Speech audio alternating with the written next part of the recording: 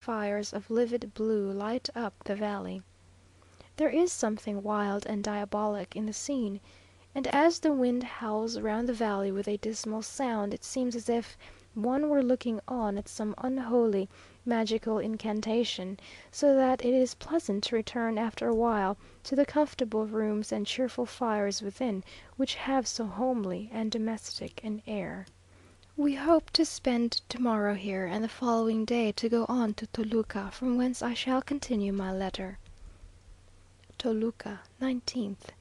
The next day we visited the works, which are like all others, excepting that here they do not use quicksilver to extract the silver from the lead, but do so by the process of oxidation by the means of a reverberatory furnace. The people generally have an unhealthy appearance, as nearly all have who are engaged in these works, the air being loaded with particles of metal. After visiting the mills and the sheds where the process of oxidation is carried on, and admiring the metallic riches of these mountains, we left the hot and poisoned atmosphere and walked up the mountains, clothed with a hardy vegetation, with every noble tree and flowering shrub, and pursued our course till we came to a fine waterfall, which plunges from a great height over the gigantic rocks. The scenery here is rude and wild. The great rocks are covered with hardy trees, the pine, the cedar, the oak, and the flowering laurel. The river, after dashing down in this noble cascade, runs brawling amongst the forest clothed hills, till it reaches the plains, and flows on placidly. We spent an agreeable day wandering amongst the mountains, and when we returned sat on the piazza to watch the moon as her broad disk rose over the valley, and the fierce blue lights that made her mild fires grow pale. All Germans are musical, and the gentlemen in this house did not belie the national reputation.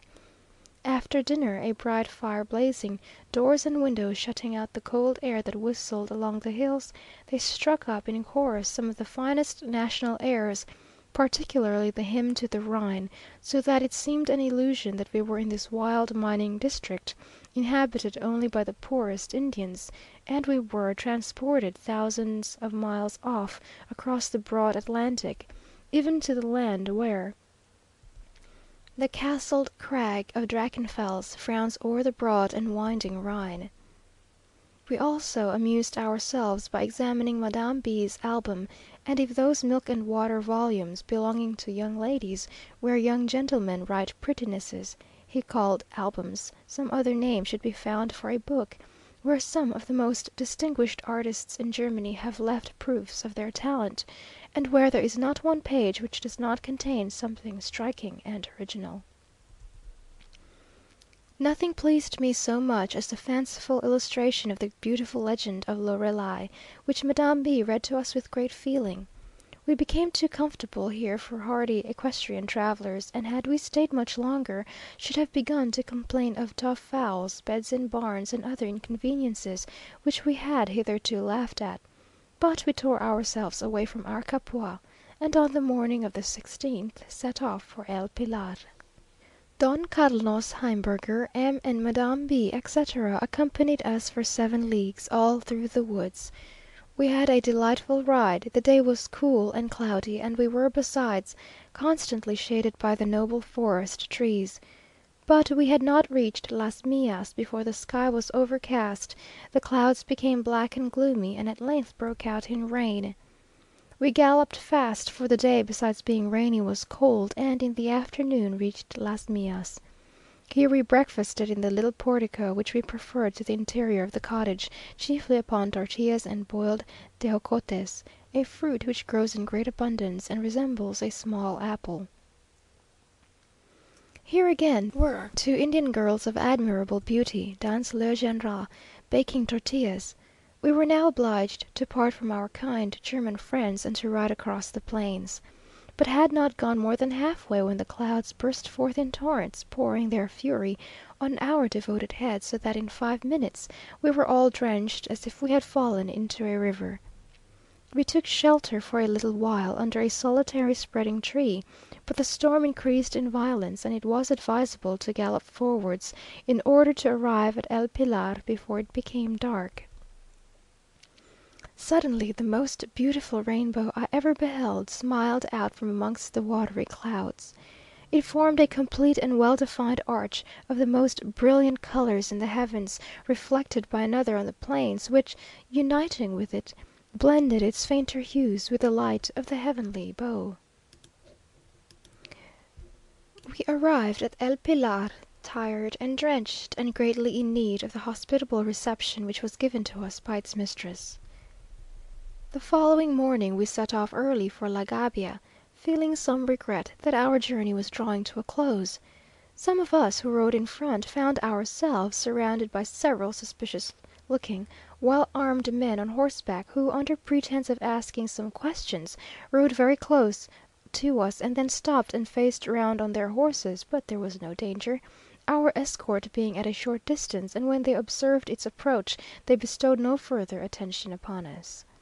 Don Xavier Hechavarria had returned to Mexico, but we were cordially welcomed by his brother in law, Don Manuel Gorospe, and so kindly pressed to remain some days, that nothing but our limited time would have induced us to set off next morning for Toluca.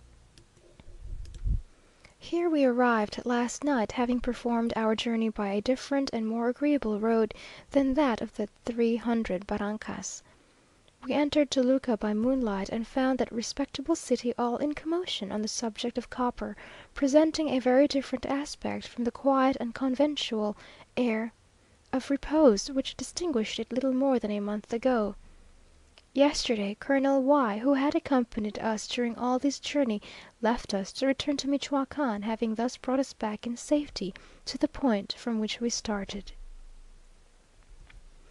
We are spending a very tiresome day in the inn, which, however, is a more decent place, and belongs to a better line of coaches than the other. We have been enlivened by several visits, amongst others from the commandant and from an aide de camp of General Valencia's. For the first time since we left it, we have news from Mexico. Santa Anna Ditaon is now dictator of king in all but the name, affecting more than royal pomp, yet endeavouring by his affability to render himself popular. Above all, he has made known his determination of not seizing an inch of ground belonging to the clergy, which seizure of church property was the favourite idea of Paredes and the progresistas. This resolution he has not printed, probably in order not to disgust that party, but his personal declaration to the archbishop and the padres of the Profesa, and in a letter to the Bishop of Puebla, is, that he will not only leave their property untouched, but that, were he out of power, he would draw his sword in their defence, for that, good or bad, he is a sincere Catholic. This has done so much to re-establish him in the good opinion of the clergy, and it is said that in every convent in Mexico, monks and nuns are now wearying heaven with prayers in his behalf. In short, the conquerors and the conquered, those of the progress and those of the dictatorship, seem all, barring a few noble exceptions, actuated by one motive, personal interest. Count C a is restored to the command of his battalion del Comercio, which has been re-established, it having deserted to the federalists in the last revolution. It appears that the president's favourite plan is to have 30,000 men under arms, and there is little doubt that he will bring this about.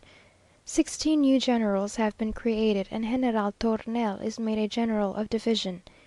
The Señora V a has given a ball, at which she and other ladies appeared with trains, rehearsing, as it would seem, before the court drawing rooms. I was told, and by good authority, that the present sent by Santa Anna to the lady of the commander in chief on her birthday, was a box containing 3 generals' belts, with a request that she would bestow them on those whom she considered most deserving of them, and that the lady herself buckled the sashes on her favourite knights in her own boudoir. This was valour rewarded by the hand of beauty, and thus should desert in arms be crowned.